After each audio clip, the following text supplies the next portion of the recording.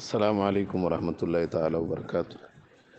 حامدا و مسلم و بعد. یو محترم رور بختنه کړې ده چې دلته زما یو ملګری سره بحث او بیا هم دا خبره ور سره وکړه چې یاره څوک جعلي نوټونه بدلوي نو په هغه ښځه طلاقېږي. او ملګري ویلې چې نه ښځه خو پرې نه طلاقېږي خو ګناه غټه ګناه ده. نو ملګري خبره دې صحیح ده. غدر او دوکه د مسلمانانو سره دوکه کول دي او دا باقاعده فتوا عالمگیری لیکلی دي چې یو سړی جعلي سکې په خوا زمانه کې خو دا نوټونه نه ول نو روپۍ یا د دراهمې وي نو چې یو سړی دینار یا درهم د غشو نه جوړ کړي او د دینار او د درهم یعنی بیکاره شی جوړ کړي او د سپینو زرو سرو زرو په نوم یې خرڅوي نو دا د مسلمانانو سره دوکه ده او د آمدن حرام دی.